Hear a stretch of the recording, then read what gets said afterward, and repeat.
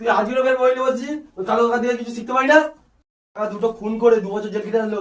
তোর কাকা আছে একটু ম্যাথ নাড়া শিখতে পারিস তো? সবসময় বই নিয়ে বসে থাকিস।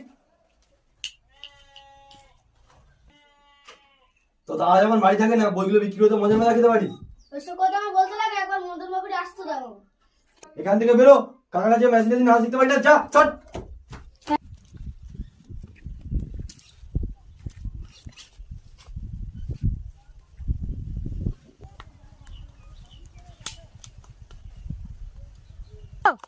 তুই এখানে কেন? বাবা পাঠালো তোমার কাছে মেশিন নাড়ানো শিখতে। তোর দ্বারাই মেশিন ধরা যাবে না। কালু গুন্ডা আমি একজনের কাছে 1 লাখ টাকা পাই, সে দিচ্ছে না। আমার 50,000 টাকা দিতে হবে। এত টাকা? হ্যাঁ, তাহলে আমি যাবো না, চল যা। তাই না? তা ঠিক আছে, বন্দুকটা রিলোড করছিস তো? হ্যাঁ রিলোড করা হয়ে গেছে। চ, কে টাকা দিচ্ছে না দেখবো, চ। চলো। চলো।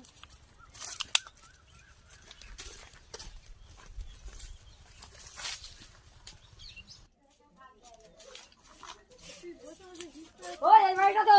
হ্যাঁ কালু গুন্ডা, হ্যাঁ। ওই বাড়ি কে আছে ধরো।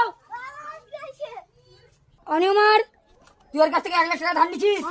হ্যাঁ বাবা, তোরা 1 লাখ টাকা দিইনিস কেন ওর? একদিনের জন্য সময় নিয়েছিলাম বাবা। ও, বাবা ঘর থেকে এক্ষুনি যা আছে টাকা বের করে আনছি। যা। কাকা তুমি ভালো মানুষের সাথে খারাপ ব্যবহার করতে পারো। তুই এখানে কি করছিস? তুই আমার পিছু পিছু চলে আসছিস। বাচ্চা ছেলে বাড়ি যা। কোথায় গেলি রে?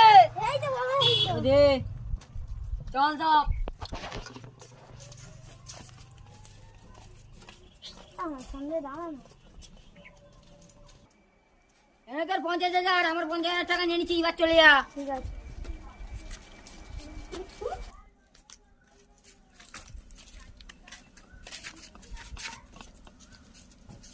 দাদা, এই তো ভাইপো বাজার করতে। আমার ছেলেটা তোমার কাছে পাঠালাম, কি হলো ভাইপো? ওর দ্বারাই মেশিন ধরা হবে না।